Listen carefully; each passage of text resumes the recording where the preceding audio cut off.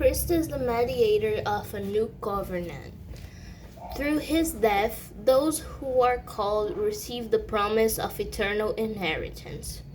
Let us reverently celebrate the Lord, who establishes an eternal covenant with his people, and through his Son invites every man and woman to pass from death to life, listening to his saving word. A reading from the book of Genesis.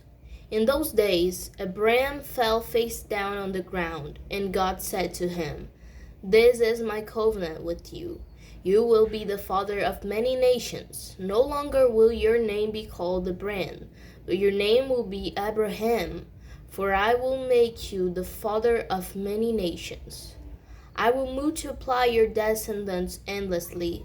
I will make you nations from you, and kings will come from you. I will establish my covenant between me and you and your descendants after you forever, an everlasting covenant, that I may be your God and the God of your descendants after you. To you and your descendants after you, I will give the land where you are living as a foreigner, the whole land of Canaan as a possession forever, and I will be the God of your descendants after you." And God said to Abraham, "Keep my covenant, you and your descendants after you forever." The Lord says, "Remember the covenant. Seek the Lord in his strength. Seek his face continually. Remember his wonders he has done, his miracles and the words of his mouth. O descendants of Abraham, his servant and children of Jacob, his chosen one. The Lord is our God. His laws are enforced throughout the earth. He always remembers the covenant established for countless generations, the covenant he made with Abraham and his holy oath to Isaac.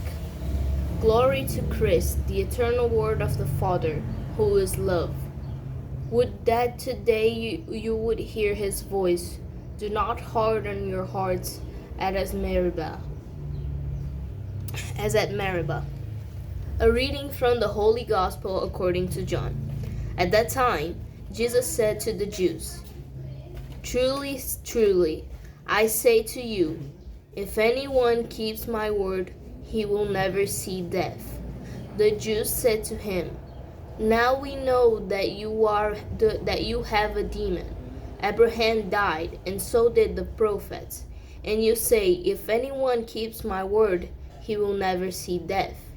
Are you greater than our father Abraham, who died, and so did the prophets? Or who do you claim to be?" Jesus answered, "If I glory myself, my glory is worth nothing. My Father, whom you say is your God, glorifies me, but you do not know him. But I do know him. And if I said I did not know him, I would be a liar like you. But I do know him, and I keep his word. Your father Abraham rejoiced to see my day. He saw it and was glad." The Jews then said to him, "You are not even 50 years old, and have you seen Abraham?" Jesus answered, "Truly, truly, I say to you, before Abraham was, I am." Then they picked up stones to stone Jesus, but he hid himself and left the temple. Word of salvation. Jesus is greater than Abraham and greater than the prophets. Jesus is the Son of God. His contemporaries are still blind to the truth, clinging to the prejudices of their own culture and tradition. God established that covenant with Abraham, promising to protect and bless his people. But the people were not faithful to that covenant. They disobeyed God, worshipped idols, strayed from the path of life, and sinned.